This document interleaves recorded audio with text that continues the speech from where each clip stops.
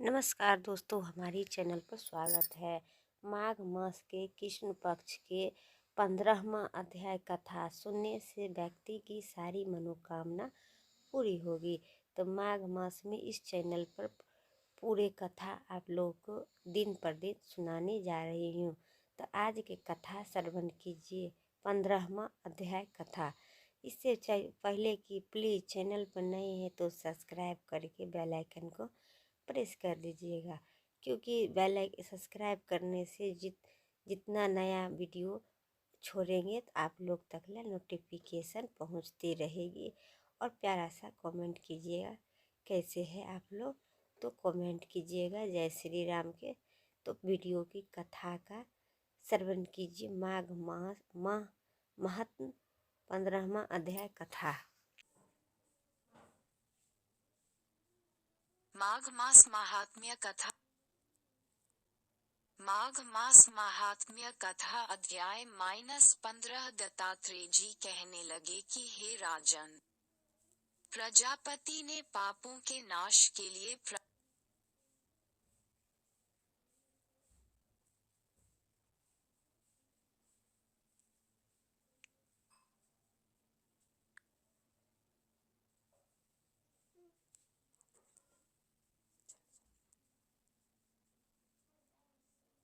माघ मास महात्म्य कथा अध्याय 15। दत्तात्रेय जी कहने लगे कि हे राजन, प्रजापति ने पापों के नाश के लिए प्रयाग तीर्थ की रचना की।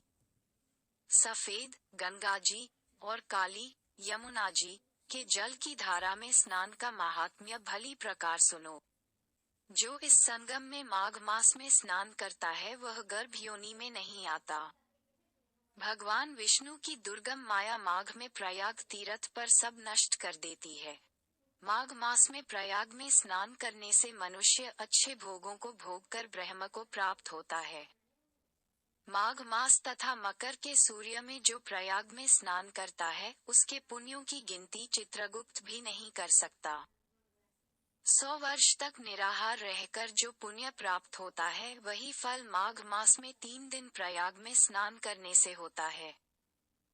जो फल 100 वर्ष तक योगाभ्यास करने से मिलता है, जैसे सर्प पुरानी केचुली को छोड़कर नया रूप ग्रहण कर लेता है, वैसे ही माघ मास में स्नान करने से मनुष्य पापों को छोड़कर स्वर्ग को प्राप्त होता है। परंतु गंगा यमुना के संगम में स्नान करने से हजारों गुना फल मिलता है। हे राजन, जिसको अमृत कहते हैं वह ये त्रिवेणी ही है। ब्रह्मा, शिव, रुद्र, आदित्य, मरुद्गण, गंधर्व, लोकपाल, यक्ष, गुहक, किन्नर, अनिमादि गुणों से सिद्ध, तत्वज्ञानी, ब्रह्मानी, पार्वती, लक्ष्मी, शची, नैना, दिति, अदिति, संपूर्ण देव पत्नियां तथा नागों की स्त्रियों, घृताची, मेनका, उर्वशी, रंभा, तिलोत्तमा, अप्सरा गण और सब पितर। मनुष्य गण कलियुग में गुप्त और सतयुग आदि में प्रत्यक्ष सब देवता माघ मास में स्नान करने के लिए आते हैं। इन दिनों माघ मास में प्रयाग में स्नान करने से जो फल मिलता है वह ईश्वर ही कह सकता है। मनुष्य में कहने की शक्ति नहीं है। हजारों अश्वमेध यज्ञ करने से भी यह फल प्राप्त नहीं होता।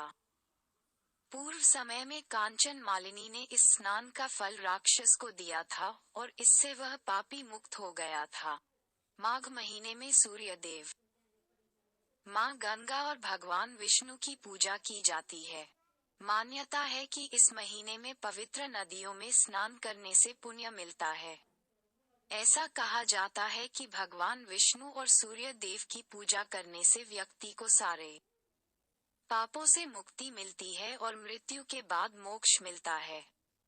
वीडियो अच्छा लगे तो लाइक कीजिए। चैनल पर नए हैं सब्सक्राइब करें और कमेंट करें। हर हर महादेव। धन्यवाद।